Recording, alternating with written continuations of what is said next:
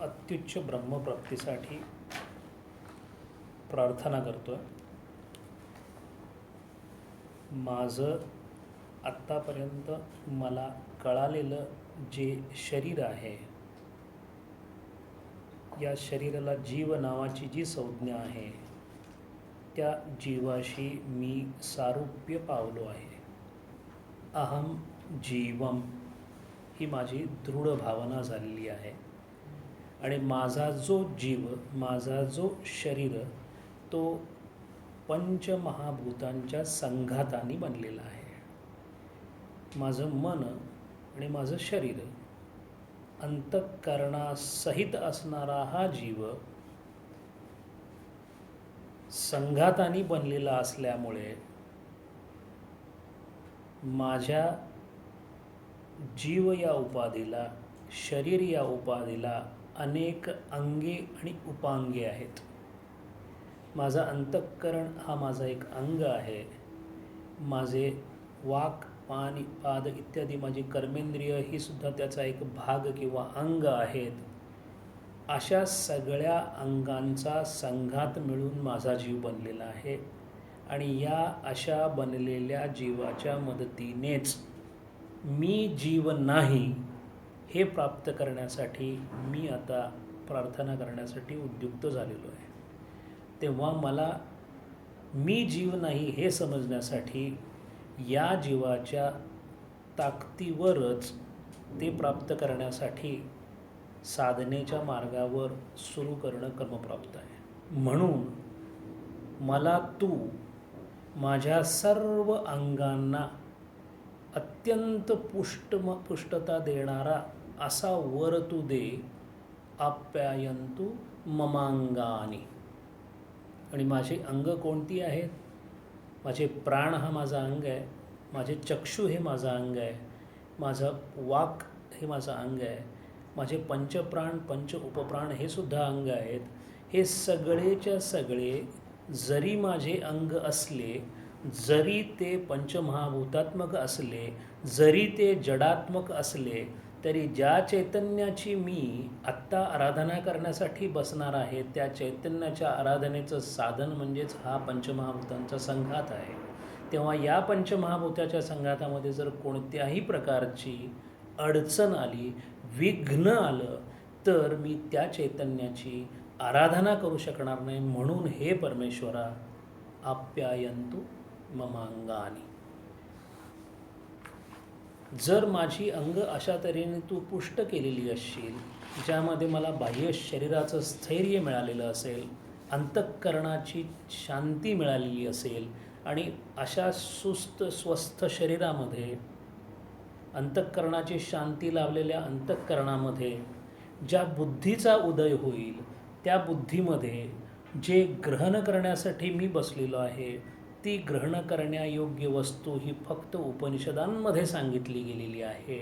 आणि असं साऱ्या उपनिषदांनी ज्याचा उद्घोष केलेला आहे, असं ते ब्रह्मतत्व सर्वत्र आहे असं पाहण्याची या अशा तऱ्हेने पुष्ट झालेल्या माझ्या अंगाला, माझ्या सर्व संघाताला तू दे. आणि म्हणून माझ्याकडून कधीही त्या ब्रह्मापासून, त्या ब्रह्माच्या विचारांपासून, मी ब्रह्म आहे या विचारापासून स्खलन न होता मी इतर कोणत्याही वस्तूवर माझा विश्वास ठेवू नये, किंबहुना मला देहतादात्म्य येऊ नये. म्हणून मा ब्रह्म निराकुर्याम, मा ब्रह्म निराकरोत. मी कोणत्याही परिस्थितीमध्ये ब्रह्माचा माझ्याकडून निरस न हो आणि ब्रह्माकडून माझा निरस न हो.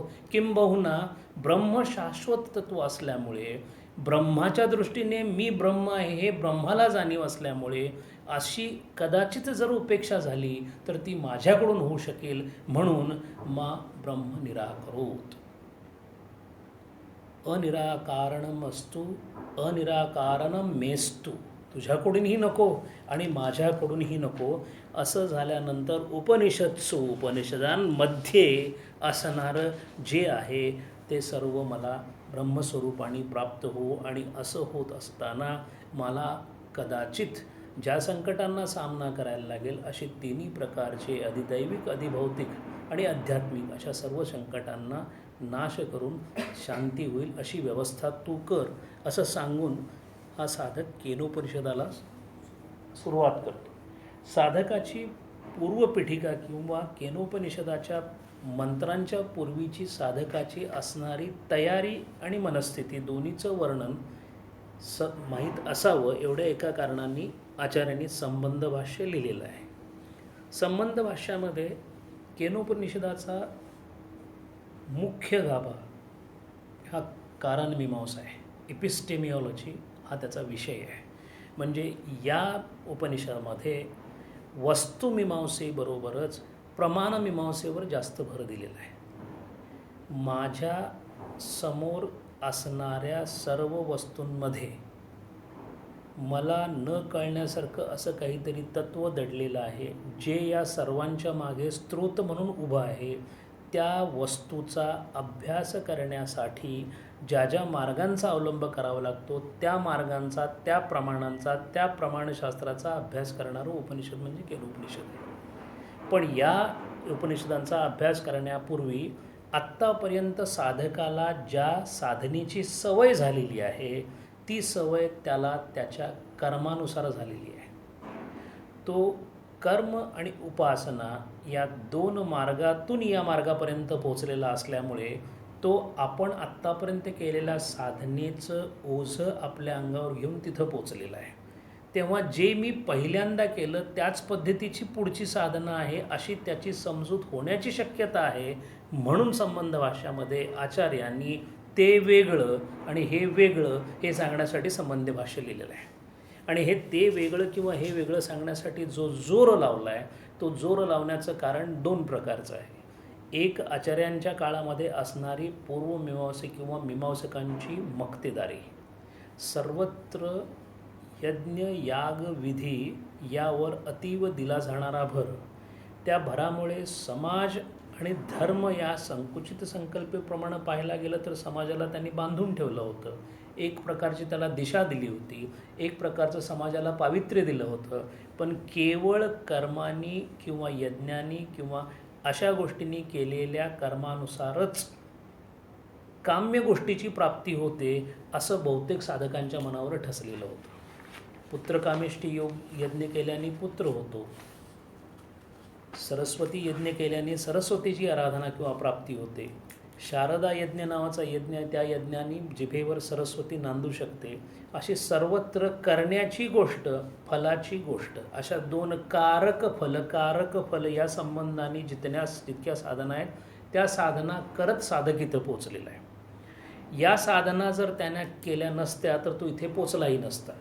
याचा अर्थ कर्म आणि उपासनेची गरज आहेच आहे, पण कर्म आणि उपासनेची गरज संपल्यानंतर कर्म उपासनेचा समुच्चय ज्ञानाबरोबर होऊ शकत नाही. कारण तो प्रांत वेगळा आहे, हा प्रांत वेगळा आहे. आत्तापर्यंत करत असलेली जी काही साधना होती ती पुरुषतंत्रानं चालणारी होती. करणारा जो कर्ता, जो पुरुष, त्याच्या तंत्रानुसार जे चालतं त्याला पुरुषतंत्र असं म्हणतात. आणि आता यापुढे होणारी जी साधना आहे ती वस्तुतंत्राने चालणारी आहे. इथे जे काही होईल ते वस्तूप्रमाणे होईल. म्हणजे मी अमुक केल्यानंतर वस्तूची सिद्धी होईल हे वाक्य इथं खरं ठरू शकत नाही. कोणत्या प्रकाराने वस्तू सिद्ध करता येईल याबद्दलची एखादा आडाखा बांधणं ते इथं शक्य नाही. याचा अर्थ वस्तू जशी आहे तशीच सिद्ध करण्यासाठी, त्या पद्धतीचाच अभ्यास करण्यासाठी ज्यांनी वस्तू सिद्ध केलेली आहे केवळ त्यांच्या आधाराने तिथंपर्यंत पोचता येईल. म्हणून एका बाजूला अदृश्य शक्ती किंवा श्रुतिशक्ती किंवा श्रुतिमातेने सांगितलेली वचनं, एका बाजूला तर्क म्हणजे मननाने आलेली विद्या, आणि तिसऱ्या बाजूला सद्गुरू, अशा तीन प्रकारच्या तयारीने वस्तूची सिद्धी होते हे सांगण्यासाठी हे पदभाष्य किंवा संबंध भाष्य आचार्यांनी केलेलं आहे.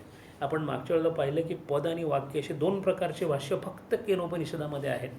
पैकी वाक्य भाष्य जे आहे ते आचार्यांनी करण्याचं कारण म्हणजे पदभाष्यामध्ये साधारण जे सांगितलेलं आहे त्या शब्दांना धरूनच सांगावं लागतं. वाक्य भाषणामध्ये थोडंसं जास्त स्वातंत्र्य आहे.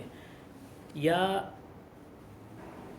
आत्तापर्यंत आपण जेव्हा पाहायला गेलो तेव्हा आचार्यांनी याच्यामध्ये एक गोष्ट अशी सांगितली की पहिल्यांदा त्यांनी कर्माचा समाचार घेतलेला आहे.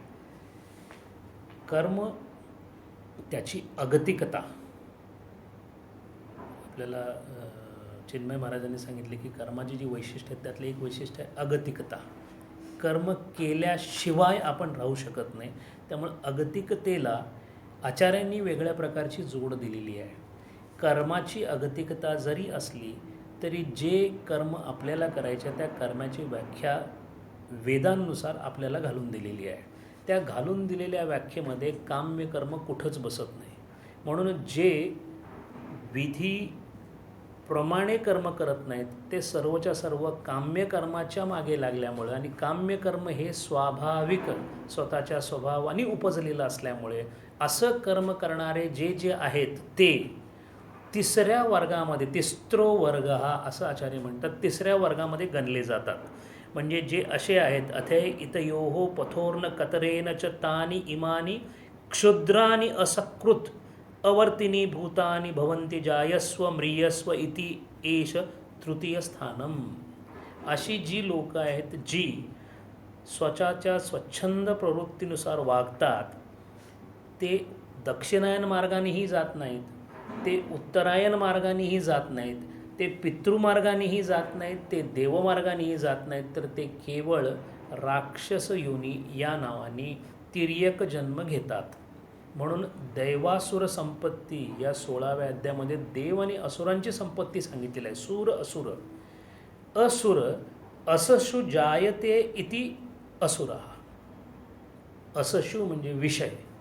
जे विषयांच्या मागे जातात ते असुर, आणि जे सुर आहेत ते विषयांच्या मागे जात नाहीत. म्हणून जे असुर आहेत ते विषयांच्या मागे जात असताना ते विधीचा कोणतंही उल्लंघन करत नसल्यामुळे केवळ नित्य प्रायश्चित आणि जी विधीने सांगितल्याप्रमाणे कर्मे करत असल्यामुळे, पण प्राप्त कर्माच्या फलाची अपेक्षा ठेवत असल्यामुळे जे असे आहेत ते पितृमार्गाने जाऊन किंवा पितृमार्गाने जाऊन परत याच भूमीवर मनुष्य जन्माला परत येतात. या उलट जे उपासना आणि विद्या, कर्म विद्या संयुक्तमाने कर्म आणि उपासना दोन्हीही करतात, तर ते देवलोकापर्यंत जातात. आणि त्यांचा देवलोकामध्ये असणारं वास्तव्य हे मनुष्य लोकातील वास्तव्यापेक्षा थोडं वेगळं आणि अस्तित्वाच्या दृष्टीने जास्त कालावधीचं जरी असलं तरी ते परत येतात. याउलट जे तिस्रो आहेत ते मात्र क्षुद्र जीव जन्म घ्या आणि मरा आणि त्याच्यानंतर तिर्यक योनीमध्ये जा, अशा प्रकारचे हे तिसरे आहेत असं आचार्य सांगतात. पुढे आचार्य असं म्हणतात की परीक्ष लोकान कर्मचित्तान ब्राह्मणो निर्वेदमयात नास्त्य अकृतः कृतेन. असं कर्म चांगलं कर्म करता करता जेव्हा विचारांचा उदय होतो, माझ्या हातून कोणत्याही प्रकारचं निषिद्ध कर्म होऊ नये इतपत काळजी घेणारा हा कर्माच्या शुद्धतेकडे लक्ष देऊ शकेल. पण कर्माच्या शुद्धतेकडे लक्ष देण्यापेक्षा कर्म आणि कर्माचं अस्तित्व याच्यावर ज्याचं लक्ष जास्त केंद्रित झालेलं आहे, तो आजूबाजूला घडत असणाऱ्या कर्मांचा विचार करायला लागतो. विचारामध्ये जेव्हा त्याचं मनन एका विशिष्ट स्थितीला पोचतं तेव्हा परीक्ष लोकान, या सगळ्या लोकां म्हणजे आजूबाजूला असणाऱ्या सगळ्या अनुभव, लोक म्हणजे अनुभव, लोक्यते इति लोकः, जिथे अनुभव येतो, लोक्यते दृश्यते भुंजते इति लोकः, जो अनुभव येतो त्या अनुभवाची विशिष्ट वर्गीकरण करता करता त्याच्या असं लक्षात येतं की कर्मचित्तान ब्राह्मणो निर्वेदमयात. जितकं जितकं कर्माने जे जे काही केलेलं आहे त्याची परिणिती नेहमी फलामध्ये होते असं ज्याच्या लक्षात येतं, आणि जे केल्याने होतं ते कर्म असतं, आणि जे शोधायचं आहे ते करण्यासारखं नाही, कारण ते अकृत आहे. त्यामुळे कृतानी अकृताला पकडता येणार नाही असं ज्याला कळतं, तद्विद्यानार्थ स गुरुमेव अभिगच्छेत. तो विद्यानार्थ स गुरुमेव अभिगच्छेत. तो आता काहीही करायच्या भानगडीत न पडता किंवा कर्मांचा संन्यास घेऊन तो सद्गुरूंच्याकडे जातो. समित्पानी श्रोत्रिय ब्रह्मनिष्ठम. हे गुरु कशा प्रकारचे असतील? ते श्रोत्रिय असतील, आणि ते ब्रह्मनिष्ठ असतील, जाताना तो काय घेऊन जातो? समित पाणी म्हणजे समिधा घेऊन जातो. लौकिक अर्थाने गुरु हे अरण्यामध्ये किंवा संन्यस्त वृत्तीमध्ये असल्यामुळे त्यांचा शहराशी संबंध नसून अरण्याशी संबंध असेल आणि तिथे त्यांचे यज्ञयाग कर्म ब्रह्मज्ञानानंतरही चालू असेल अशी संकल्पना करून तो जो शिष्य आहे तो त्यांच्याकडे समिधा घेऊन जातो, असा लौकिक अर्थ आहे. आणि दुसऱ्या अर्थाने त्यांच्या चाललेल्या ज्ञानयज्ञामध्ये ज्या समिधा चालतात, म्हणजे साधन चतुष्ट ज्याचं पूर्ण झालेलं आहे तो आपल्या चित्तशुद्धी आणि चित्तस्थैर्याच्या समिधा घेऊन गुरुच्या समीप जातो, असा त्याचा लक्षणार्थ आहे, असं अखंडानंद स्वामी म्हणतात. श्रोत्रिय या शब्दाचा अर्थ अखंडानंदांनी 2 वेगळ्या प्रकाराने दिलेला आहे. श्रोत्रिय म्हणजे ज्याला वेद ज्ञान संपूर्ण, ज्यांनी श्रुती पूर्णपणे ज्ञानयुक्त ज्यांच्यामध्ये समाविष्ट झालेले आहेत, जे संशय विनाशनात श्रेष्ठ, कोणत्याही प्रकारचा अस्तित्वाबद्दलचा स्थितीबद्दलचा ज्यांच्याकडे संशय अजिबात उरलेला नाही आणि ज्यांनी वेदातून अशा प्रकारचं ज्ञान विज्ञानामध्ये रूपांतर केलेलं आहे, अनुभवगम्य जे झालेले आहेत ते श्रोत्रिय आहेत, हा एक अर्थ आहे. आणि दुसरा असा आहे श्रुतवान, म्हणजे दिव्य श्रवणात वेद वाचून ऐकणे, यामध्ये ऐकणे ही जी प्रकार हा जो संदर्भ आहे, या उलट श्रुतीमध्ये जो श्रुत हा जो संपर्क आहे तो असा आहे की ज्यांना अत्यंतिक ज्ञानाच्या पिपासेपोटी जिज्ञासेनी अभ्यास केल्यानंतर जेव्हा काही सत्य उमगायला लागतात तेव्हा ती ऐकल्यासारखी वाटतात, अशी ऐकल्यासारखी जी तत्व आहेत, जी दिव्य श्रवणात श्रुतवान इति श्रोत्रिय, अशी एक श्रोत्रियची व्याख्या आहे. ब्रह्मनिष्ठ जो आहे, निश्चयेन अवस्थानात, ब्रह्मपद ही अवस्था आहे आणि ही अवस्था आहे असं म्हणण्याचं कारण की आपल्याला माहीत असणाऱ्या 3 अवस्था आहेत. ती अवस्था त्रयातीत अशी अवस्था आहे. खरं म्हणजे अवस्था त्रयीत असल्यानंतर असं अवस्थाच राहत नाही, पण तिला दुसऱ्या कोणत्या गोष्टींनी संबोधता येत नाही, म्हणून ब्रह्मनिष्ठ असं म्हणतात. निष्ठ म्हणजे अवस्थानात. आणि मग तो श्रोत्रिय आणि ब्रह्मनिष्ठच का हवा? केवळ ब्रह्मनिष्ठ का चालणार नाही? तर ब्रह्मनिष्ठ हा श्रोत्रिय असेल असं नाही, असंच नाही. तो असेल तर उत्तम आहे, तर तो सद्गुरू होईल. पण असंही असू शकेल की ज्यांनी श्रुतीचा संपर्कसुद्धा झालेला नाही पण तो ब्रह्मनिष्ठ आहे, असं होऊ शकतं. अशा ब्रह्मनिष्ठाला अवधूत किंवा व्रात्य ब्रह्मनिष्ठ असं म्हणतात. आणि तो सद्गुरू होऊ शकत नाही. याचं कारण तो ज्या अवस्थेमध्ये असतो, जड भारत हा ब्रह्मनिष्ठ होता, अशा प्रकारचा ब्रह्मनिष्ठ होता. म्हणजे तो ब्रह्मपदाला पोचलेला आहे, तो ब्रह्मनिष्ठ आहे, पण तो कोणत्याही प्रकारचा उपदेश करू शकत नाही. याचं कारण म्हणजे तो ज्या अवस्थेमध्ये आहे त्या अवस्थेमध्ये तो शिष्याला उपयोगी ठरू शकत नाही. म्हणून जो कोणी गुरु असेल, सद्गुरू असेल, तो श्रोत्रियही असावा आणि ब्रह्मनिष्ठही असावा. असं दोन्ही असल्यानंतर हे ठरूनच जातं की तो दयाळू असेल. कारण लोकसंग्रहासाठी जे राहिलेले आहेत त्यांचा लोकसंग्रह म्हणजे संपूर्ण समस्त लोकांसाठी आदर्श उभा करणे हा ध्येय नसून त्यांचं वागणं हाच लोकसंग्रहाचा आदर्श ठरतो.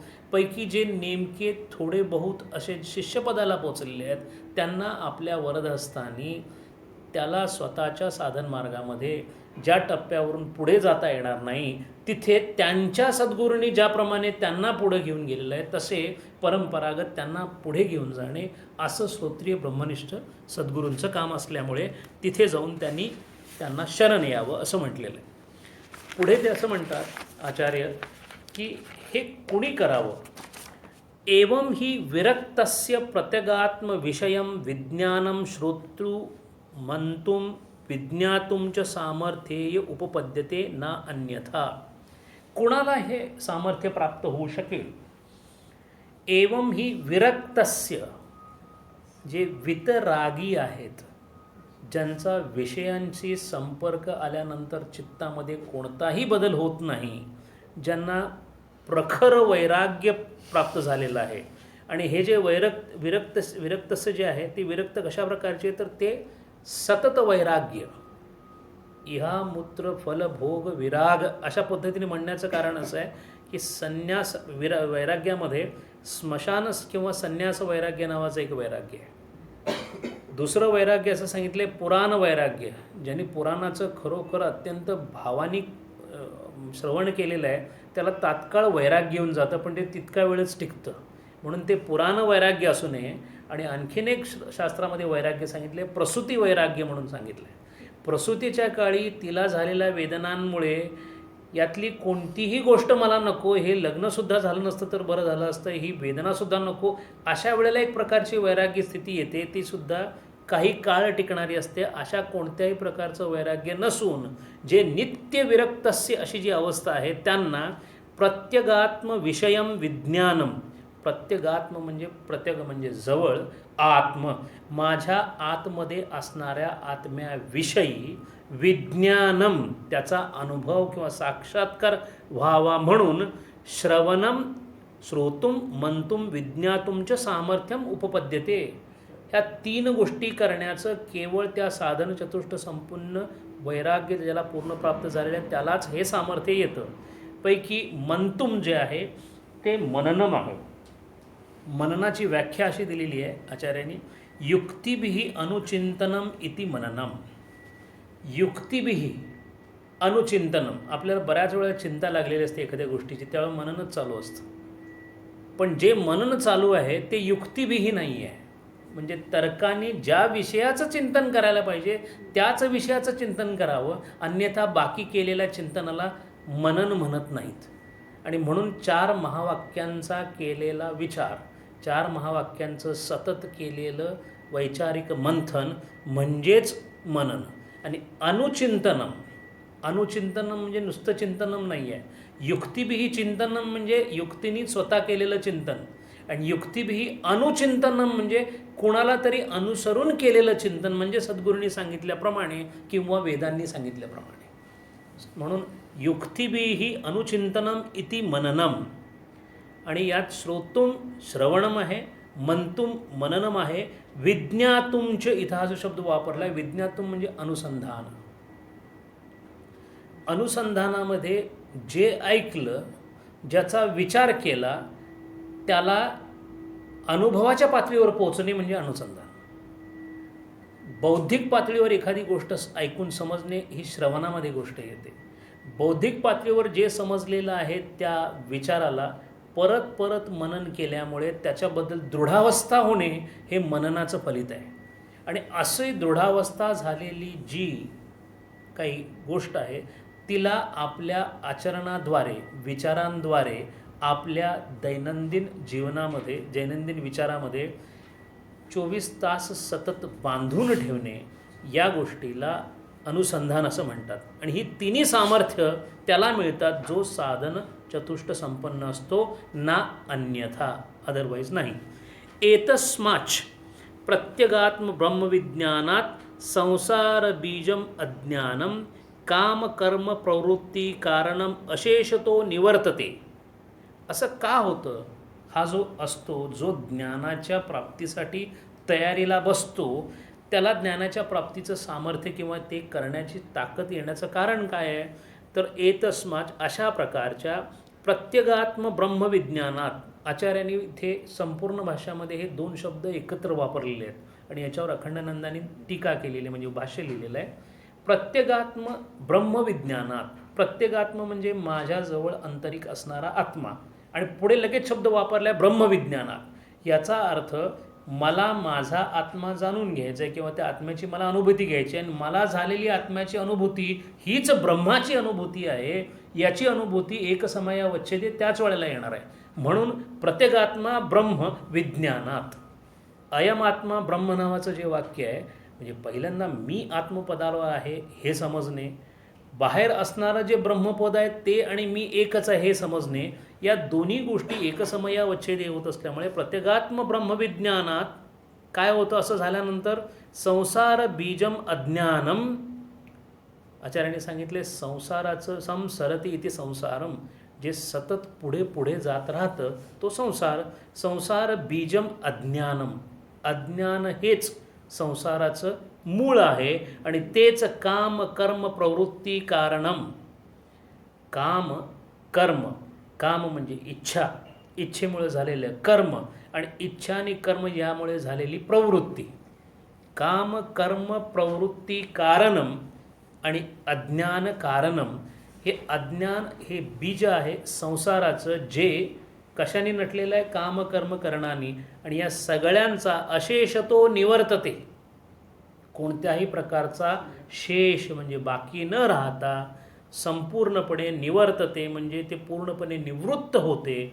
असा जो तो कर्माशी कोणताही संबंध न राहिल्यामुळे, म्हणजेच अज्ञानाचा जिथे नाश झाला तिथे मीचा नाश झाला.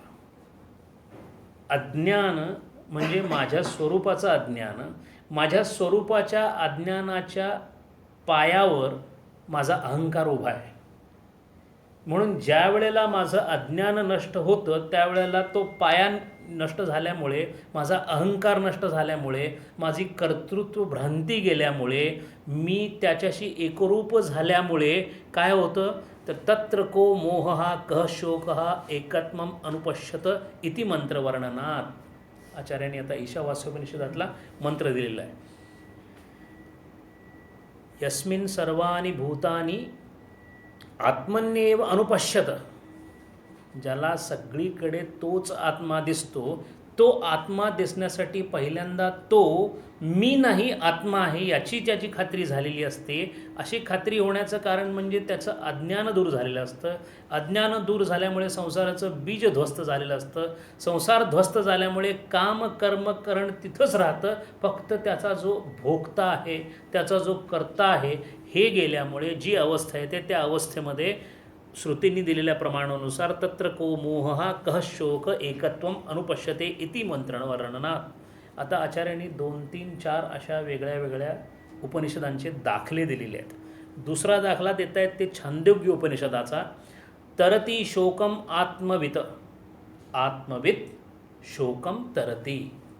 जे आत्मवित आहेत, वेद या शब्दापासून वित हा शब्द, ज्याला आत्म्याचं ज्ञान झालेलं आहे ते शोकाला तरुण जातात, म्हणजे त्यांच्याकडे शोक उरत नाही. कशोकः को मोहः आत्मवित शोकम तरती. आणि तसंच पुढचं त्यांनी आणखीन एक दिलं, भिद्यते हृदयग्रंथी छिंदते सर्व संशय क्षीयन्ते च अस्य कर्माणि तस्मिन् दृष्टे परावरे. हा मुंडक उपनिषदातला मंत्र आहे. भिद्यते हृदयग्रंथी.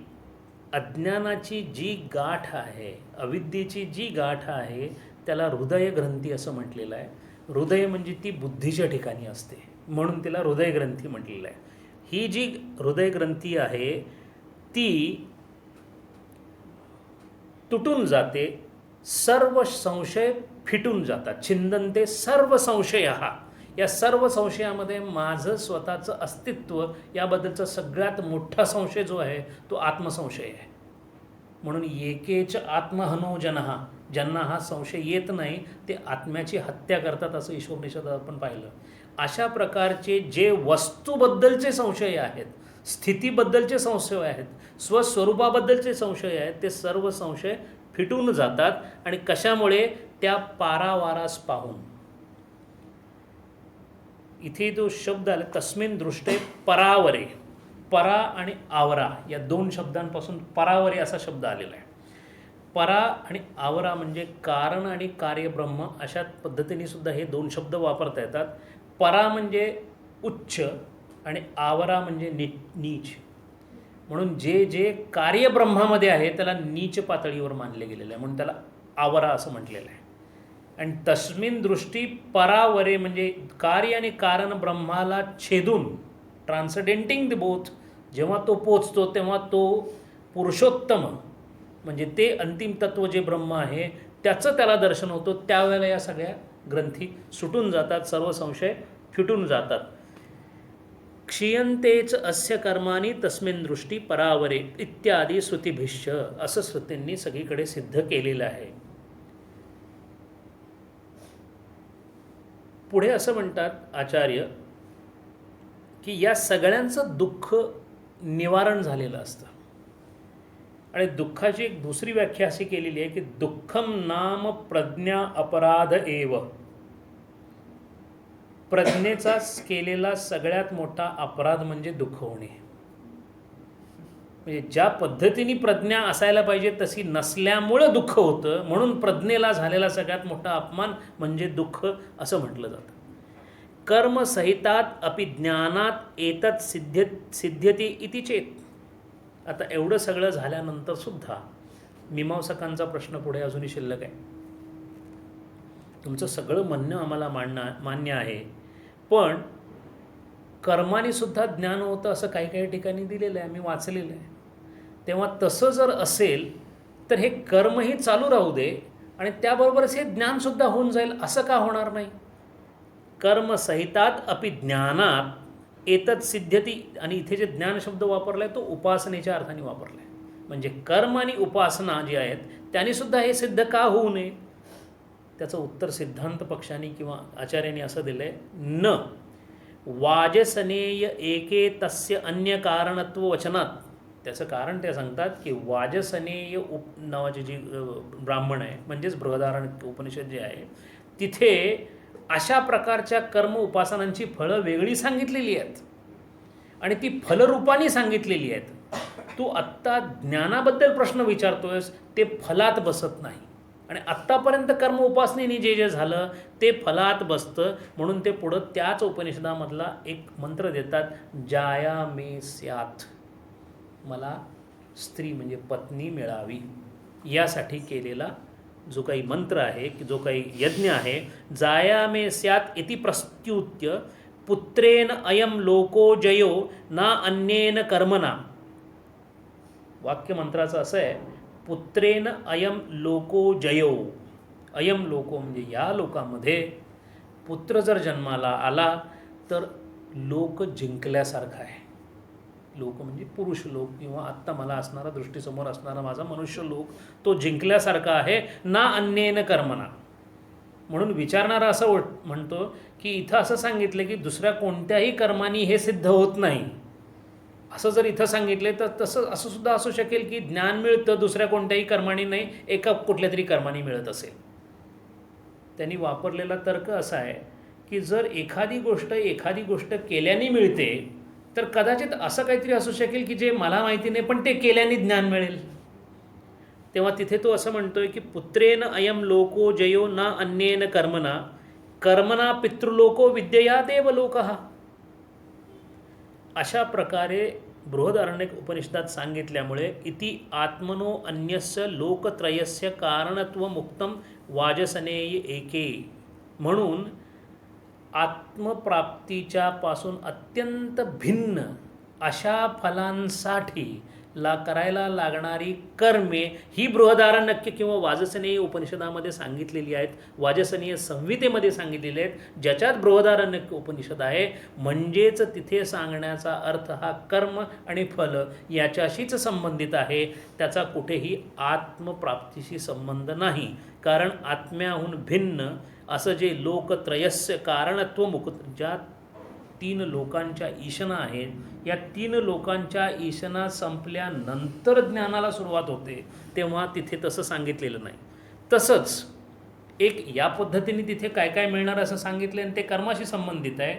तसंच त्याच उपनिषदामध्ये तत्रैवच परिव्राज्य विधान हेतू, परिव्राज्य म्हणजे संन्यास, परितः व्रजती इति परिव्राजकः. परितः म्हणजे सर्वत्र आजूबाजूला, व्रजती म्हणजे एका ठिकाणी न थांबता सर्वत्र फिरणारा असा तो परिव्राजक म्हणजे संन्यासी. तत्रैवच परिव्राज्य विधाने हेतू, संन्यासाच्या विधान म्हणजे स्टेटमेंट, ऑथॉरिटेटिव्ह स्टेटमेंट म्हणजे अत्यंत विचार करून केलेलं जे विधान आहे संन्यासासाठी, हेतू उक्तः. आणि तिथं असं तो मंत्र असा म्हणतो, किम प्रजया करिष्यामो येषाम, मी या प्रजेचं काय करू. हा मंत्र त्याच उपनिषदामध्ये आलेला आहे. किम प्रजया करिष्यामो येषाम नह अयम आत्माय लोकः. नह मला वाटतं षष्ठी आहे, आम्ही. नह हे रूप कदाचित यू कॅन करेक्ट मी, पहिल्यांदा ते मला न वाटत होतं, ते न नाही आहे. नह अयम आत्माय लोक, आम्ही आत्म्याच्या संबंधित असणारे जे लोक.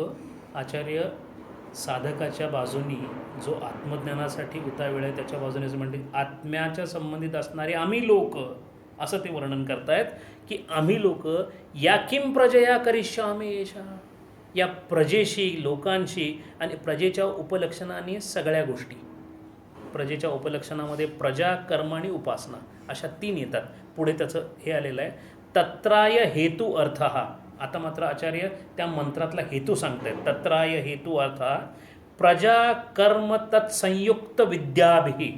3 गोष्टी होतात संसारामध्ये म्हणजे जगामध्ये, प्रजा, कर्म, तत्संयुक्त विद्या. तत्संयुक्त विद्या म्हणजे उपासना.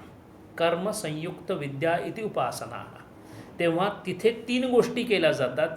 एक प्रजा म्हणजे होणारं मूल किंवा होणारा पुढची जी पिढी आहे ती कशासाठी, तर ती पूर्वमीमांसकांनी सांगितल्याप्रमाणे या विश्वामध्ये तुम्ही जय प्राप्त केल्यासारखं आहे. जर तुम्हाला पुम नावाच्या नरकापासून वाचायचं असेल तर तो पुत्र झाला पाहिजे.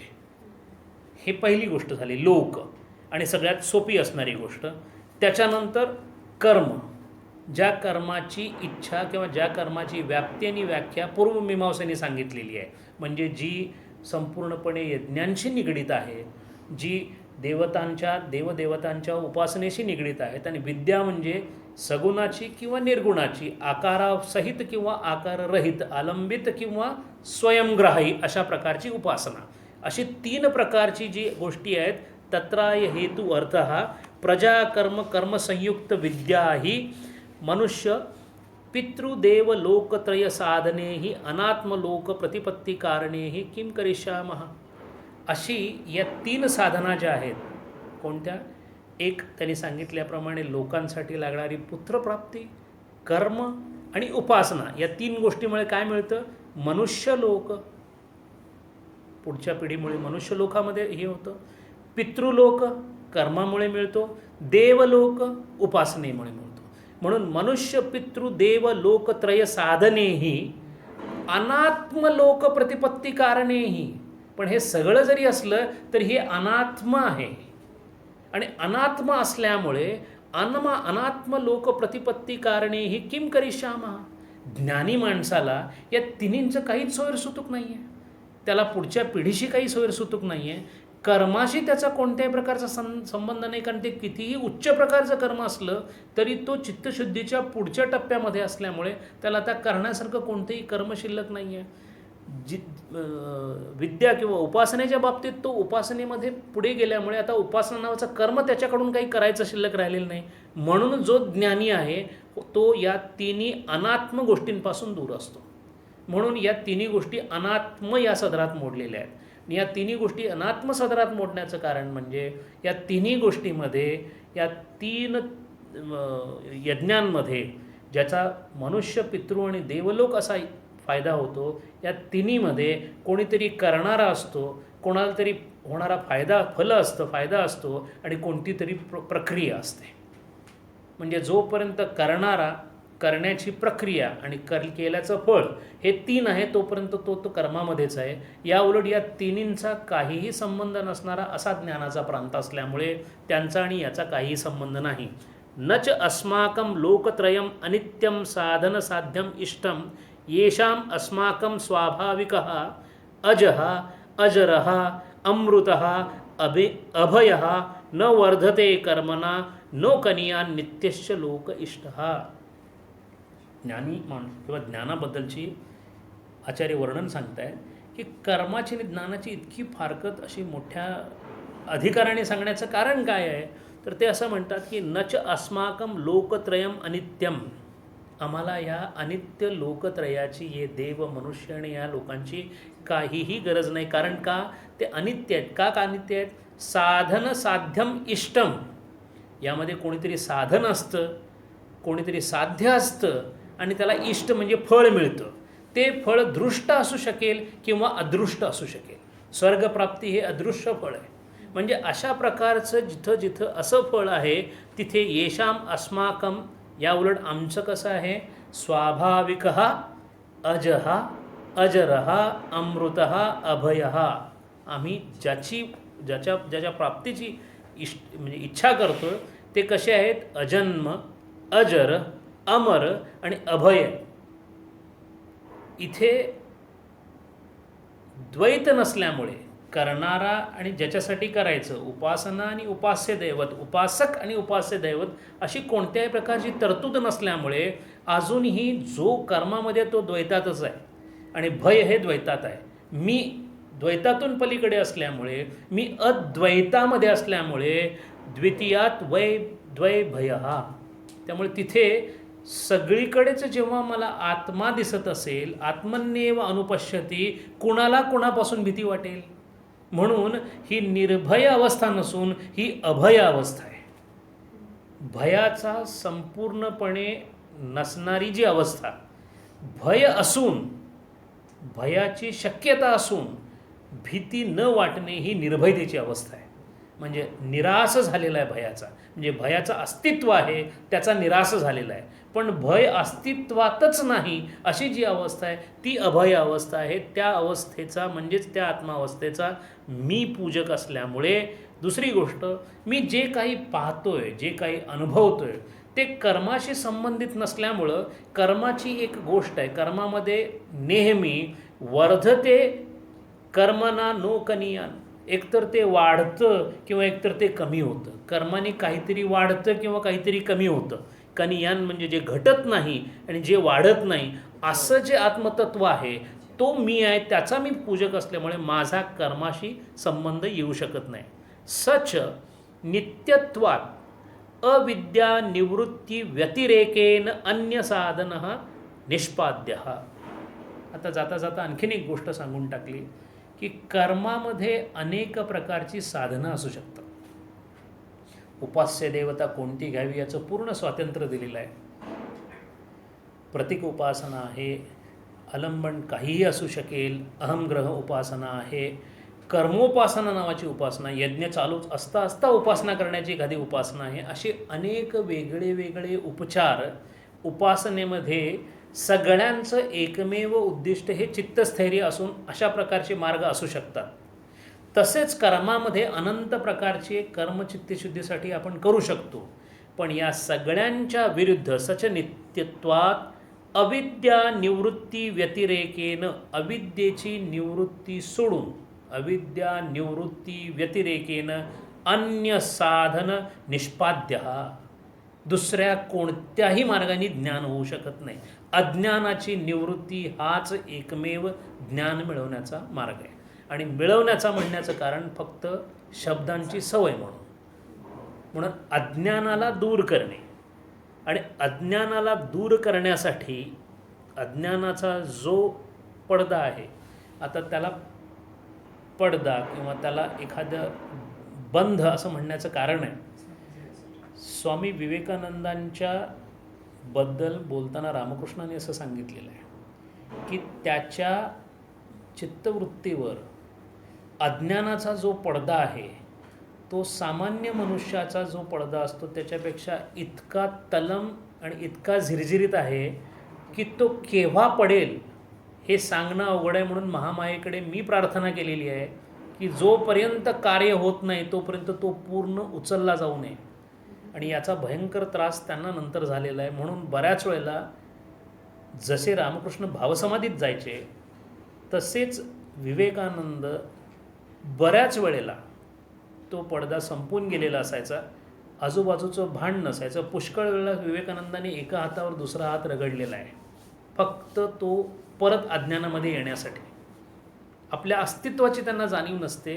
म्हणून पुष्कळ वेळेला विवेकानंदांनी जेवता जेवता विचारलेलं आहे, मी किती खाल्लं, संपलं का माझं. कुठल्याही गोष्टीमध्ये त्यांना, कारण या विश्वातलं ज्ञान येण्यासाठी जरुरी असणारा मायेचा पडदा तो त्यांच्याकडं नसल्यामुळे पुष्कळ वेळेला असं झालेलं आहे की जे चाललं आहे. म्हणून अनेक वेळेला ट्रॅममधून जाताना बऱ्याच वेळा त्यांना 2-2, 3-3 तिकीटं काढावी लागलेली आहेत. कुठे पोचलो याचं ध्यान नाही आहे, कुठे उतरायचं याचं ध्यान नाही आहे. आणि याचं कारण म्हणजे म्हणून ती एकमेव अशी व्यक्ती आपल्या पाहण्यातली किंवा वाचण्यातली असे बरेच संत आहेत, पण ती अशी व्यक्ती आहे की ज्यांना त्यांच्या आयुष्यामध्ये खास करून त्यांच्या परिव्राजक व्रतानंतर फक्त या जमिनीवर किंवा भूतलावर राहण्यासाठी प्रयत्न करावे लागलेले आहेत. आपण ज्ञानप्राप्तीचा प्रयत्न करतो, त्यांनी अज्ञानप्राप्तीचा प्रयत्न केलेला आहे. आणि ह्या सगळ्यातून एक निश्चित होतं की जितकं इथं सांगितलं गेलेलं आहे हे कपोलकल्पित नसून ही अवस्था अशी जरूर आहे. म्हणून ते म्हणतात सच नित्यत्वात अविद्यानिवृत्ती व्यतिरेकेन अन्य साधन निष्पाद्य तस्मात् प्रत्यगात्म ब्रह्मविज्ञानपूर्वकः सर्वेषणा संन्यास एव कर्तव्य इति. आचार्यांनी कर्तव्य आपलं सांगून टाकलं. ज्याला ज्ञान प्राप्ती करायची इच्छा आहे त्याला सल्ला नाही आहे, हे त्याचं कर्तव्य आहे की सर्वेषणा संन्यास, म्हणून वैराग्याशिवाय सर्वेषणा संन्यासाशिवाय प्रत्यगात्म ब्रह्मविज्ञानपूर्वकः आत्मा आणि ब्रह्म या दोन्हीच्या अनुभवापूर्वी सखोल वैराग्य असल्याशिवाय आणि ते कर्तव्य म्हणून त्याचं पालन केल्याशिवाय ब्रह्मसाक्षात्कार शक्य नाही. कर्म सह भावित्व विरोधाच प्रत्यगात्म ब्रह्मविज्ञानस्य. तसेच ब्रह्मसाक्षात्कारास कर्मसहितत्वाचा विरोध आहे. म्हणून ब्रह्मसाक्षात्कारामध्ये म्हणजेच ज्ञानामध्ये कोणत्याही प्रकारच्या कितीही उच्च असो कोणत्याही कर्माचा सहभावित्व होऊ शकत नाही. हा मुद्दा ईशोपनिषदात येऊन गेला. आचार्यांच्या भाष्यामध्ये बऱ्याच वेळेला येतो. याचं कारण म्हणजे मीमांसकांना प्रत्येक ठिकाणी बाजूला सारायचं आहे. मीमांसकांचा मनावर असणारा प्रभाव बाजूला सारायचा आहे. आणि मीमांसकांबरोबरच कर्म करण्याची आणि उपासना करण्याची आपल्याला दोन्हीची चांगली सवय नाही आहे. पण जर लागली आणि ती अत्युच्च पातळीला गेली तर त्यामध्ये होणाऱ्या काही अनुभवांमुळे हे जे चाललं आहे तेच बरं आहे असं वाटण्याची शक्यता असल्यामुळे त्याचा मोठ्या प्रमाणामध्ये निषेध केलेला आहे. चित्तशुद्धी आणि चित्तस्थैर्य ह्या दोन्हीशिवाय इथं पोचता येत नाही याबद्दल त्यांचं काहीही दुमत नाही आहे. क्रमसमुच्चयाबद्दल त्यांना काहीच म्हणायचं नाही आहे. फक्त दोन्ही गोष्टी एकाच आश्रयाखाली होऊ शकत नाहीत यावर त्यांचा परत भर एवढ्याच कारणासाठी आहे. कारण जो ज्ञानप्राप्तीच्या मागे आहे त्यांनी कोणत्याही परिस्थितीमध्ये पुन्हा कर्मामध्ये येण्याची खटपट करू नये. एवढ्या एका कारणासाठी ते म्हणतात कर्म सहभावित्व विरोधाच प्रत्यगात्म ब्रह्मविज्ञानस्य. सहभाव म्हणजे एकत्र. नहि उत्पातकारक फलभेद विज्ञानेन कर्मणा प्रत्यस्तम इत सर्व भेद दर्शनस्य. कर्मामध्ये आपल्याला कर्ता फल कारक फल भेद विज्ञान कर्ता फल इत्यादी भेद अनुभवाला येतात. एक कर्ता असतो, एक करण्याची काहीतरी गोष्ट असते आणि कारक म्हणजे संबंध आहेत. विभक्तीमध्ये जो कारक वापरलेला आहे ते सगळे संबंध जे आहेत ते कर्त्याचे आणि कर्माचे संबंध आहेत. ते तसेच्या तसे इथं लागू पडतात. तिथे विभक्तीसाठी लागू पडतात, इथे ज्ञानासाठी लागू पडतात. एक तर त्याच्याकडून काहीतरी होतं, तो कशासाठी तरी करतो, त्याच्यासाठी काहीतरी झालेलं असतं, असा कारक संबंध कर्मामध्ये आहे. म्हणजे कर्मामध्ये कारक आणि त्याला होणारं फल हे असे वेगळे वेगळे जे भेद आहेत. भेद विज्ञानेन कर्मणा प्रत्यस्तम इत सर्व भेद दर्शनस्य प्रत्यगात्म ब्रह्म विषयस्य स्वभावित्वम उपपद्यते वस्तु प्राधान्ये सती अपुरुषतंत्रत्वात ब्रह्मविज्ञानस्य. असं जे काही कर्माचं आहे ते द्वैत दर्शन संपुष्टात आल्याने दिसत नसल्याने तो प्रत्यगात्मा ब्रह्मविषय सहभावित्वात राहणे शक्य नाही. कारण एक भेद विरहित आहे, एक भेद सहित आहे. जेव्हा भेद विरहित असणारी ती अवस्था म्हणजे केवळ अनुभवाने येणारी अवस्था, म्हणजे जी केवळ ज्ञातृत्वाला जबाबदार आहे ती अवस्था, ती आणि ही अवस्था या एकत्र येऊ शकत नाहीत. कारण त्याचं सगळ्यात मोठं कारण त्यांनी शेवटी दिलं आहे की कारण असं आहे की वस्तु प्राधान्ये सती अपुरुषतंत्रत्वात ब्रह्मविज्ञानस्य. ब्रह्मविद्या ही वस्तुप्रधान असल्याने पुरुषतंत्रा अधीन नाही. म्हणजे तंत्र या गोष्टीचा खुलासा करताना अखंडानंदांनी त्याला नियंत्रण हा शब्द वापरला आहे. ज्या गोष्टीवर ज्याचं नियंत्रण असतं ते त्याच्या तंत्राखाली असं म्हणतात. आणि वस्तू ही त्याच्या तंत्रानं चाललेली असल्यामुळे साधकाचं कोणतंही तंत्र वस्तूवर चालत नाही. या उलट कर्मामध्ये अत्युच्च उपासनेमध्ये सुद्धा ते केवळ त्याच्यावर चालतं. जर मी माझ्या उपासनेमध्ये अत्यंत ताकदीने माझी एकाग्रता वाढवत गेलो तर त्याप्रमाणे माझं फल जे आहे ते वर जाऊ शकेल, म्हणजे ते पुरुषतंत्रत्वात आहे. या उलट मी काहीही केलं तरीसुद्धा मला वस्तू प्राप्त होईल, कारण ती प्राप्त करण्याची गोष्ट नाही, ती संपाद्य नाही, ती आपाद्य नाही, ती संस्कार्य नाही, ती विकार्य नाही. त्यामुळे ती कोणत्याही प्रकारच्या ह्याला बळी पडत नसलेली असल्यामुळे ती कशी घ्यायची हा एक मोठा यक्षप्रश्न आहे. त्यामुळे ज्याला ती मिळाली तोच ती मिळवून देऊ शकतो, म्हणून सद्गुरूंचं आत्तापर्यंत आपण इतकं गुणगान ऐकलं, इतकं सगळं ऐकलं. याचं कारणच असं आहे की वस्तुतंत्र असणारी जी भौमा, जी वस्तू, ती आपल्या हातामध्ये किंवा ती आपल्या ज्ञानाच्या कक्षेमध्ये किंवा ती अनुभवाच्या कक्षेमध्ये आणण्याचं काम केवळ सद्गुरू शकतात, असं वेद, उपनिषद, भाष्यकार, संत सगळ्यांनी सांगितलेलं आहे. आणि म्हणून स्वप्नामध्ये येऊन सुद्धा मंत्र दिल्यानंतर तुकारामांना गुरु लागला. स्वप्नामध्ये जो मंत्र दिला तेवढ्या एका मंत्रावर तुकाराम तरुण गेले. तोपर्यंत तुकारामांनी केलेली पराकाष्ठा जी होती, भंडाऱ्याच्या पर्वतावर जाऊन या वेळेला माझ्याकडून कोणत्याही प्रकारचं अन्नप्राशन होणार नाही जोपर्यंत मला त्याचं दर्शन होणार नाही, असा पण घेऊन गेलेले तुकाराम महाराजसुद्धा गुरुशिवाय पुढे जाऊ शकले नाहीत. ज्यांच्या ज्ञानेश्वरांनी 700-800 वर्ष कैक पिढ्या संतपदाला नेऊन पोचवल्या, त्या ज्ञानेश्वरांना जोपर्यंत निवृत्तीनाथांनी सांगितलं नाही तोपर्यंत ज्ञानोदय झाला नाही. म्हणून गुरुचं महत्त्व जे परत परत सांगतात ते या भाष्यामधून स्पष्ट होतं. तस्मात् दृष्ट अदृष्टेभ्यो बाह्य साधन साध्येभ्यो विरक्तस्य प्रत्यगात्म विषया ब्रह्म जिज्ञासेयम केनेशितम इत्यादी श्रुत्या प्रदर्शिते. आत्ताच एवढं सगळं सांगून आचार्य हळूहळू आता उपनिषदाकडे येत आहे. एवढं सगळं जर तुमच्या लक्षात आलं असेल, असं त्यांना म्हणायचं आहे की आत्तापर्यंत मी जे बोललो हे जर स्पष्ट झालं असेल, तस्मात् दृष्टा अदृष्टभ्यो बाह्य साधन साध्येभ्यो विरक्तस्य. आता जे काही पुढं सांगितलं जाणार आहे त्याचा साध्य बाहेरच्या साधन साध्याशी काही संबंध नाही, त्याचा दृष्ट अदृष्टाशी काही संबंध नाही. हे असं जर लक्षात आलं असेल तर प्रत्यगात्म विषया ब्रह्म जिज्ञासेयम, अथा तो ब्रह्म जिज्ञासा. आता अथा हा शब्द ब्रह्मसूत्रामधला सगळ्यात महत्त्वाचा शब्द समजला जातो. आता म्हणजे केव्हा, किंवा पसायदानामध्ये आता विश्वात्मके देवे. आता म्हणजे केव्हा, जेव्हा या कर्म आणि उपासनेच्या मार्गातून जे करायला पाहिजे ते करून जो बाहेर पडलेला आहे, म्हणजेच जो साधन चतुष्ट संपूर्ण झालेला आहे, जो संयतेंद्रिय आहे, असा जो आहे तो ब्रह्म जिज्ञासेसाठी काय करतो हे सांगण्यासाठी केनेशितम इत्यादी श्रुत्या प्रदर्शिते.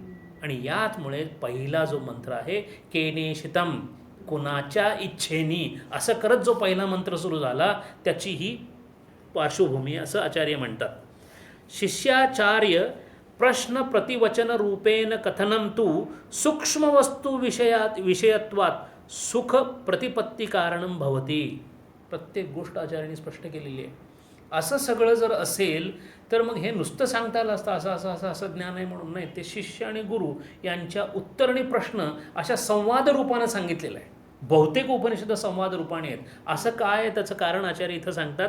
ते असं म्हणतात, शिष्य आचार्य प्रश्न प्रतिवचन रूपेण कथनम तू सूक्ष्म वस्तू विषयत्वात.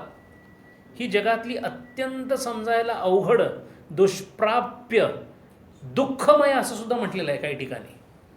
भयंकर दुःखाला कारणीभूत होणारी म्हणजे भयंकर त्रास देणारी, बुद्धीला ताण देणारी अशी ही सूक्ष्म वस्तू असल्यामुळे सूक्ष्म वस्तू विषयात सुख प्रतिपत्ती कारणम, असा हा सूक्ष्म अवघड विषय सुखी व्हावा, सजग व्हावा, सहज समजावा, एवढ्या एका कारणासाठी शिष्य आचार्य प्रश्न प्रतिवचन रूपेण कथनम असं सांगितलेलं आहे.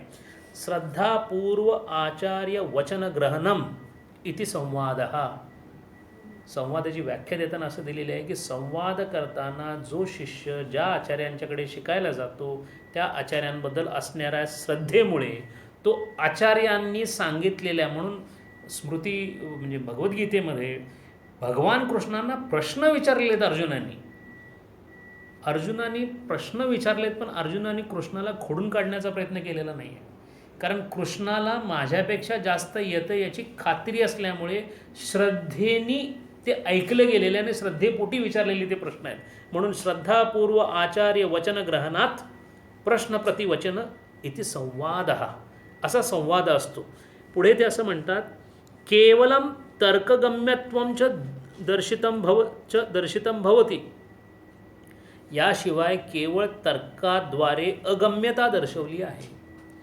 तर्काने हे मिळणार नाही. कारण बऱ्याच जणांना तर्क म्हणजे ज्यांना आपल्या बुद्धीच्या ताकदीचा अभिमान आहे, त्यांना जर मी बाकीच्या गोष्टी तर्काद्वारे घेऊ शकतो तर ही कदाचित तर्काद्वारे मला का मिळणार नाही. म्हणून असे ज्यांच्या कोणा मनामध्ये येत असेल तर केवळ तर्क अगम्यत्वाचे दर्शितं भवती, आणि त्याच्यासाठी ताबडतोब आचार्य असं म्हणतात की असं मी म्हणत नाही. मी जरी आचार्य असलो तरी हे म्हणण्यासाठी मला परत श्रुतीचा आधार घ्यावा लागेल. म्हणून त्यांनी कठोपनिषदामधलं नैषा तर्केन मतिरापनेय, नैषा तर्केन न एषाम तर्केन, तर्क केवळ करून मतिर आपनेय, केवळ तर्काद्वारे. आपनेय या शब्दाचा अर्थ आपाद्य म्हणजे मिळवणे असा सहसा घेतला जातो. आनंदगिरी महाराजांनी इथं 2 अर्थ दिलेले आहेत. आपनेचा एक अर्थ असा आहे की हंतव्य किंवा नाश करणे असा अर्थ दिलेला आहे. आणि तो अर्थ त्याने कसा लावला इथे, नैषा तर्केने न एषा तर्केन मतिही आपनेया, तर्कपूर्वक मतीने आत्मतत्वाचं हनन करू नका असा एक अर्थ घेतला आहे. आणि तर्कपूर्व मतीने हे मिळणार नाही असा एक अर्थ घेतला आहे. असे 2 अर्थ कठोपनिषदांची इथं सांगितलेली आहेत. ही बुद्धी तर्कद्वारा प्राप्त होण्यायोग्य नाही. कारण का, तर्कम मनस्य पुत्र, तर्क हा मनाचा पुत्र आहे. मग मनाच्या पुत्राकडून मनाच्या पुढचं समजावून घेण्याचा केलेला प्रयत्न हा कधीही यशस्वी ठरणार नाही. म्हणून ज्याची गवसणी ज्याला घालता येत नाही त्या साधनाचा उपयोग आपल्याला करून चालणार नाही. म्हणून मनेनः मनः न स्यात्. पुढे आणखीन एक श्रुतीचा हे दिलेला आहे छांदोग्य उपनिषदामध्ये, आचार्यवान पुरुषो वेद. आचार्यवान पुरुषो वेद म्हणजे आचार्यवान पुरुष हा फक्त आचार्यवान पुरुषच ब्रह्मतत्वास जाणतो. आचार्यवान म्हणजे कोण, जो आचार्य पदाला पोचलेला आहे.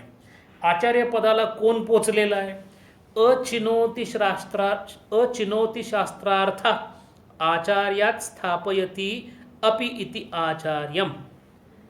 ज्यांना ब्रह्मतत्व कळालेलं आहे, ज्यांनी ब्रह्मतत्व अंगीकारलेलं आहे, जे ब्रह्मतत्व आचरणात आणतात आणि जे ब्रह्मतत्व शिकवू शकतात, त्यांना आचार्य असं म्हटलेलं आहे. म्हणून छांदोग्य उपनिषदातला जो मंत्र आहे तो आचार्यवान पुरुषो वेद असा आहे. आचार्यात एव विद्या विदितां साधिष्ठम प्रापत इति. परत छांदोग्य उपनिषदातला एक आणखीन मंत्र आहे, आचार्यांपासून प्राप्त झालेली विद्याच उत्कृष्टतेस प्राप्त होते असा त्याचा अर्थ आहे. म्हणजे ज्यांनी ब्रह्माची अनुभूती घेतलेली आहे, म्हणजे परत श्रोत्रिय आणि ब्रह्मनिष्ठ जे आहेत तेच केवळ उत्कृष्ट विद्या देऊ शकतात. परत परत सांगण्याचं कारण एक, काय शिकायचं आहे, कसं शिकायचं आहे आणि कुणाकडे शिकायचं आहे, या तिन्ही गोष्टींचा ओहापोह इथं झालेला आहे. आणि त्यातच पुढे गीतेतला त्यांनी एक मंत्र दिलेला आहे, तद्धित तद्विधी प्रणिपातेन. तो जो विधी आहे, ज्ञान संपादनाचा तो जो विधी आहे तो प्रणिपातेन सुरू होतो आणि प्रणिपातेन संपतो. म्हणजे त्यास साष्टांग प्रणाम करून तो सुरू होतो. आता इथे साष्टांग प्रणाम असं म्हणण्याचं कारण काय आहे, तर एक विचारसागर रहस्यामध्ये एक छोटासा भाग आलेला आहे की सद्गुरूंच्याकडे जाणे म्हणजे सद्गुरूंच्याकडे पोचणे आणि मी सगळं केलेलं आहे आता मला सांगा, अशा पद्धतीने सद्गुरूंच्या समीप जाण्याची जी प्रक्रिया आहे ती सुद्धा तिथं वर्णनलेली आहे. सद्गुरूंच्या बरोबर कसं वागावं त्याच्यामध्ये बाह्य आचरणसुद्धा सांगितलेलं आहे. म्हणजे विचारसागर रहस्य हा तात्विक ग्रंथ आहे. प्रत्येक पानावर केवळ तात्विक चर्चा आहे. फक्त सद्गुरू शरण नावाची जे 2-3 पानं दिलेली आहेत त्याच्यामध्ये त्यांनी असं दिलं की सद्गुरूला शरण नेमकं कसं जावं. आणि तिथे त्यांनी असं दिलं आहे, प्रणिपातेन परिसेवया परिप्रश्नेन.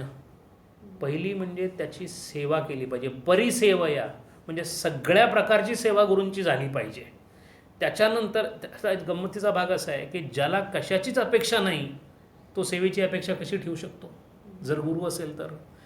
परिसेवया म्हणजे ज्या वेळेला गुरूंच्या सेवेमध्ये शिष्य लागलेला असतो तेव्हा त्या एका बाजूने शिष्य गुरुची सेवा करत असतो, दुसऱ्या बाजूने गुरु त्या सेवेतून शिष्याची तयारी पाहत असतात. त्यांनी शारीरिकदृष्ट्या केलेल्या एखाद्या कर्मामधून त्याच्या ज्ञानाची पातळीसुद्धा जोखण्या इतपत गुरु पुढे गेलेले असतात. म्हणून परिसेवयामध्ये त्याची नम्रता कळून येते, परिसेवयामध्ये त्याची श्रद्धा कळून येते आणि परिसेवयामध्ये त्याला माहीत नसलेल्या गोष्टी गुरु माहीत करून घेतात. आणि एवढ्याच एका कारणासाठी नरेंद्राची परत परत तपासणी रामकृष्ण करून घ्यायचे. त्यांना गाणं म्हणायला सांगायचे. आता गाणं म्हणण्याने कोणती हे होते, त्यांनी नंतर असं सांगितलं, एकदा गाणं म्हणत असताना रामकृष्ण परमहंस उठून गेले, अजिबात तुझं गाणं आवडलं नाही म्हणून सांगितलं. तर ते म्हणाले मी, आणि तिथं उत्कृष्ट ध्रुपद धमाल गात होते. विवेकानंदांचं शास्त्रीय संगीताचं शिक्षण खूप मोठं होतं. आणि ते म्हणाले नेहमीप्रमाणे गायलं, तुम्हाला आवडते ते गायलं, ते तसं काय. ते म्हणाले जिथून आलं गाणं तिथून नाही आलं हे. म्हणजे गाण्यातून त्यांना कळत होते की, आणि म्हणून ते सगळ्यांना सांगायचे की तो गायला लागला ना तर तो गात नाही, तो अवस्थेमध्ये जाऊन गातो, म्हणून गाणं गोड लागतं. मग त्यातले काही लोक म्हणाले की मग ह्याच्यापेक्षा चांगले आवाज आणणारे गाणारे ऐकणारे असतील. ते म्हणाले तो जो गातोय ते ऐकणारा कान इथं आहे. अशा पद्धतीने गुरु शिष्याची परीक्षा पाहत असतात. म्हणून ते पुढं असं म्हणतात की या 4 जे काही श्रुतीचे दाखले दिलेले आहेत स्मृतीचे, ते असं म्हणतात इत्यादी श्रुती स्मृती नियमाच. म्हणजे श्रुतीमध्ये सांगितलेले हे दाखले आणि स्मृती असं लिहिलं आहे. स्मृती कारण गीतेचा एक दाखला दिला, गीता स्मृतीमध्ये येते. म्हणून इत्यादी श्रुती स्मृती नियमाच कश्चित गुरुं ब्रह्मनिष्ठं विधिवत उपेत्य प्रत्यगात्म विषयात अन्यत्र शरणम अपश्यन न भयम नित्यम शिवम अचलम इच्छन प्रपच्छेती कल्पते. अशा प्रकारे श्रुती स्मृतीच्या नियमांनुसार कश्चित कोणीतरी एखादा शिष्य प्रत्यगात्म विषयिक ज्ञानाशिवाय अन्यत्र शरण जाऊन, ज्या ज्या लोकांनी आत्मा सोडून बाकीचं ज्ञान विकसित करण्याचा प्रयत्न केला आहे त्या लोकांना आत्म्यापैकी एकही आशीर्वाद न मिळालेलं त्यांनी पाहिलेलं असल्यामुळे, म्हणजे अनात्म विषयांचा अभ्यास केल्यामुळे काय होतं हे ज्यांनी पाहिलेलं आहे, असा प्रत्येगात्म विषयक ज्ञानाशिवाय अन्यत्र शरणत गेल्यामुळे होणारा जो त्रास आहे तो पाहिल्यामुळे, आणि असा जो कोणी शिष्य त्या निर्भय नित्य कल्याणकारी अचल पदाची इच्छा करून, ते पद कसं आहे, न भयम म्हणजे अभय आहे, नित्यम ती एक अवस्था अशी आहे ती कमी होत नाही जास्त होत नाही, ती तिथंच असते, तेवढीच असते, सतत तितकीच असते. नित्यम शिवम, शिवम म्हणजे ऑस्पिशियस, कल्याणतमम. आपण ईशावास्योपनिषदात तो मंत्र बघला, तत्ते पश्यामी यत कल्याणतमम रूपम, तुझं जे कल्याणतम रूपम आहे शिवम, अचलम ती अशी अवस्था आहे की त्याच्यामध्ये कोणत्याही प्रकारचा विकार घडू शकत नाही. असं जे आहे तो कोणी कश्चित गुरुं ब्रह्मनिष्ठम, अशा कोणत्या तरी एखाद्या ब्रह्मनिष्ठ गुरुकडे विधिवत उपेत्य म्हणजे अगदी विधिवत त्याच्याकडे जाऊन तो आता प्रश्न विचारता झालेला आहे अशी कल्प्यते, प्रपच्छेती इति कल्प्यते, असा तो विचारतोय अशी कल्पना करून पहिला मंत्र सुरू होतो. इथे आचार्यांचं संबंध भाष्य संपतं. इतकं संबंध भाष्य झाल्यानंतर याच्या पुढे जे आहे, आणि असा शिष्य कसा पाहिजे हे सांगितलेलं आहे. त्याचे जे बाह्य गुणवत्ता आहे ते सांगितलेले की परिप्रश्नेन परिसेवया प्रणिपातम, आणि त्याची अंतर्गुणवत्ता कशी सांगितले, श्रद्धावान लभते ज्ञानम तत्परः संयतेंद्रियः. श्रद्धावान हा पहिला गुण आहे. तत्पर, तत्पर म्हणजे तत्परम नास्ती, केवळ ज्ञान देणारे गुरु, मिळणारं ज्ञान, हे सोडून याच्यापेक्षा वर काही नाही. त्यात परम नास्ति संयतेंद्रिय, म्हणजे ज्याचं साधन चतुष्ट. कारण उपलक्षणाने इथे इंद्रिय संयत झालं म्हणजेच उपलक्षणाने साधन चतुष्ट आलं. म्हणजे साधन चतुष्ट संपूर्ण आणि जो तत्पर आहे आणि जो श्रद्धावान आहे असा प्रणिपात करून, परिसेवया करून, परिप्रश्नेन असा जो ब्रह्मनिष्ठ श्रोत्रिय गुरूंकडे जातो, विधिवत जसं जायला पाहिजे तसं विधिवत, तो या ज्ञानाचा अधिकारी होण्यासाठी प्रश्न विचारू शकतो अशी संकल्पना करून पहिला मंत्र सुरू होतो असं ते म्हणतात. आता आपण मंत्र पाहायला पुढच्या वेळेपासून सुरुवात करू. हरी ओम. पूर्णमद पूर्णमिदं पूर्णात् पूर्णमुदच्यते पूर्णस्य पूर्णमादाय पूर्णमेवावशिष्यते. ओम शांति शांति शांति.